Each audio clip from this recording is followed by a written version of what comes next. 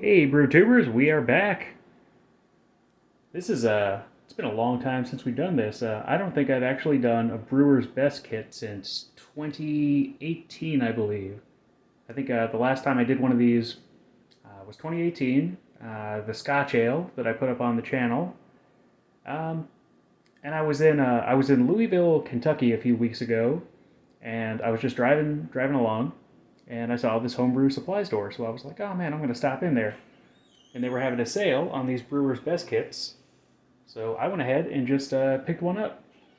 So let's go ahead and look and see what we've got here. So we've got our fermentables. Got a 3.3 pound can of amber malt extract. We've got this guy, another little bag of DME, also amber. We've got some crushed Cara Brown. We've got our priming sugar that we won't be using because I keg. We've got some bottle caps. We've got a bag for the grains. We've got this guy. I've never seen this yeast before. Apex Culture's London Ale Yeast. Have no idea what this is. Never tried it before. I will be using it in future batches, but I'm not going to use that yeast today. I'm going to be using some recultivated ale yeast from a previous batch that I did. Oh, and we've got, looks like 2 ounces of Willamette, 5.8% alpha acid. So that's pretty cool. And we're going to be making an American Amber Ale, kind of similar to Fat Tire or kind of something along those lines. So I'm pretty psyched. I think this is going to be a fun little brew day. And again, I really love these Brewer's Best kits because they're easy. They're easy, they're fun. No stress on the brew day at all. You can do them on the stovetop if you want to. Really just excellent little kits. So I'll go ahead and get back to you guys when we mash in and we kind of start this whole big process. So we have just added our steeping grains. The heat is off. So no heat on this guy. This is, I don't know if it's quite a pound, maybe a half pound. I don't know, a certain amount of Cara, let's see, what is this here? Cara Red? Cara Brown, okay. So this is Cara Brown. Should give it some nice kind of red-brown color. Add a little bit of kind of grain freshness to it. I don't know, I'm psyched to see how this kit turns out. You can kind of see that it's really just getting in there. So we're just going to let this kind of steep here for, maybe about 20 minutes. And then we will add our fermentables and get this boil going. All right, ladies and gentlemen, we are back. So this is what our wort looks like currently. It's been steeping in there for about 20 minutes. So I'm just going to take this guy out.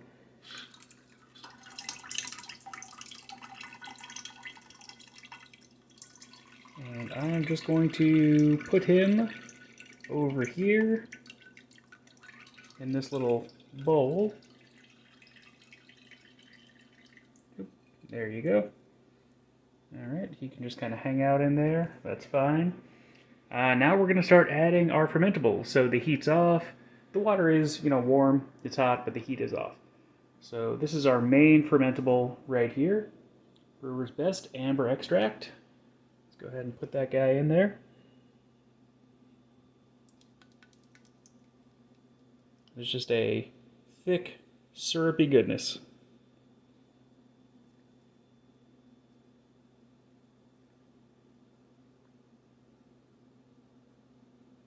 So I'm going to go ahead and get this all incorporated. I'm going to add our DME also, and I will come back to you guys when we start the boil. Alright, and we are coming up to the boil, so we are going to add our first ounce of Willamette hops. I'm going to smell these first. That is amazing. They smell absolutely fantastic. So here we go, into the almost boil. And there we go. That's it. So we got a super concentrated wort there. We added our LME, we added our DME. We do 1 ounce of pre-boil hops, and then it looks like we've got another ounce of Willamette at 30, and then that'll be it, and we'll chill down and pitch our recultivated yeast. And there he goes. We have just had our hop break, for our hot break, and added our hops. We are at a nice little rolling boil. I turned the heat way down because that hot break was insane. And this thing just foamed up like crazy. Turn that heat back a little bit. And we're just going to boil this guy for about 30 more minutes. And then we will chill down and transfer to our fermenter and pitch our yeast. So we got our fermenter over there, the Big Mouth Bubbler that I've had since like 2013 or 2014. And we got our ice bath over here. I don't have my wort chiller with me at the moment, so we're just going to do an ice bath, and that's going to be that. Alright, brew tubers, I will get back to you when we finish this whole thing off. And we're back with a home brew. So I figured, while we're just kind of sitting here waiting for this wort to chill down, I would give you guys a look at my previous brew. This is probably the easiest pale ale you'll ever make. It's super cloudy right now. I just kegged it last night. And I think it's actually going to stay that way. I took a little taste of it a little bit earlier, and it tastes very much like a hazy IPA. Very citrusy, super super cloudy, super hazy. A lot of citrus in there, a lot of hop character. So I'm just hanging out on my balcony.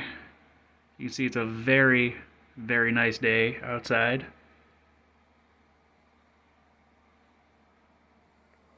But I'm going to take a little sip of this.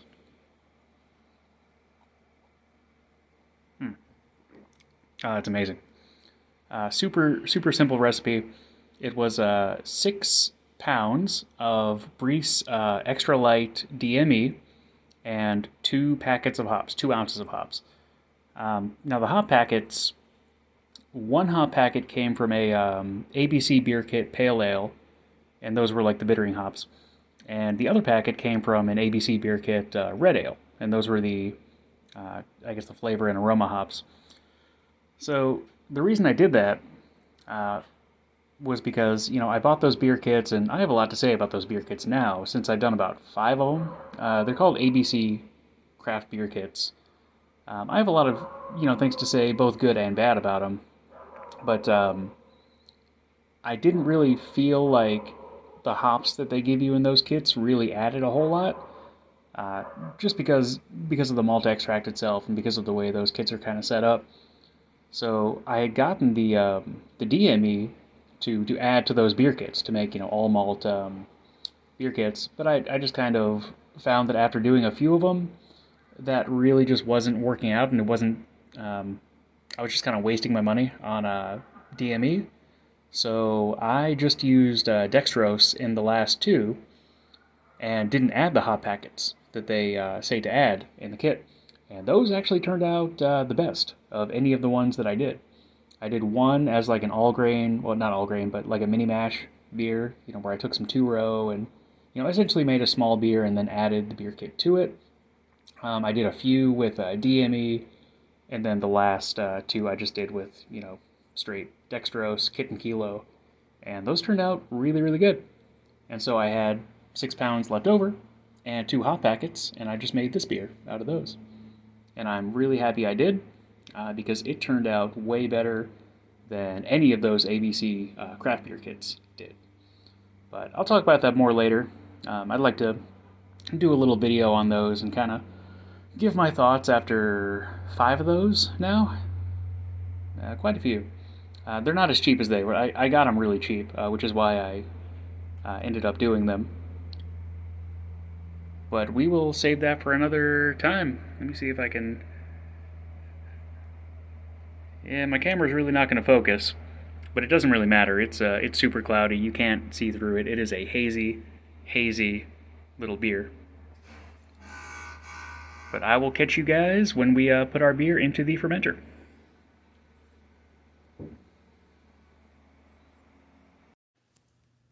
Ladies and gentlemen, this is 24 hours after fermentation in the Big Mouth Bubbler. So there he is. Looks like he's going just fine. A lot of hop trube at the top, a little bit of trube at the bottom, but it seems like it is going to town. And this over here is a ginger beer that I made recently.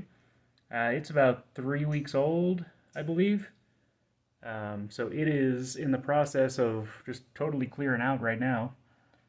That little Krausen ring right there, that's not from the ginger beer. I had another beer in there before this one, and I just decided to pitch on top of the yeast cake that was already there, and we're going to see how that turns out. I've done that in the past. It's been great. So hopefully that one turns out really well. And I will get back to you guys when we, keg or bottle this thing and, see how it turns out. Cheers. Welcome back, brew tubers. And here we are. This guy has been in the fermenter for about 2 weeks now. So you can see he's pretty much finished up. He's not pretty much finished up. He is finished up. But I've run into a little conundrum. See, I've still got all this ginger beer, which is looking really nice, that I need to keg, and I've only got one keg. So right now, I'll show you what I've got in the keg. It is this guy. See if I can hold that up to the light a little bit. This is the 100% DME Pale Ale that I did. It's just 6 pounds of Breece Extra Light DME and 2 ounces of hops that I got from those ABC beer kits. One was Pale Ale hops, the other was Red Ale hops. I don't actually know what variety of hops they were. They're not bad. Like, I don't have any issues with the hops. We got our Christmas tree set up behind the beer here. Got our X-Wing over there. Yoda. Enterprise back there. So I recently unearthed these Christmas ornaments when I was cleaning some stuff out. And I'm really glad they survived my 10 years in Asia. And, I can have them. Well, I'm back in the U.S. now, which is pretty cool. And I got books over there. Found my old book collection, which is really, really awesome. But I am really enjoying this beer. It is just fantastic. It's been in the keg for about a week. It has cleared out really nicely, and I don't think you can do a whole lot better for for an extract, essentially smash beer, than this. Just a fantastic, fantastic beer.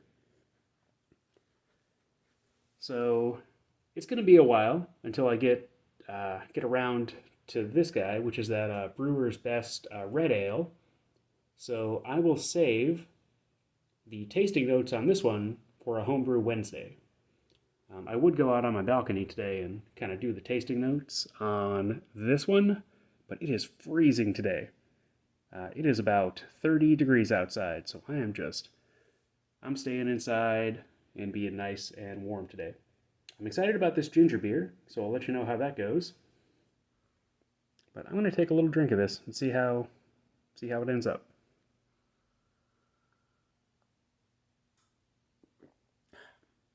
That is amazing.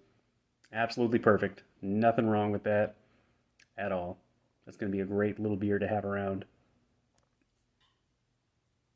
So I didn't get any footage for making that beer because it was a very easy beer. It was just 6 pounds of DME and then 2 hop additions. That was it.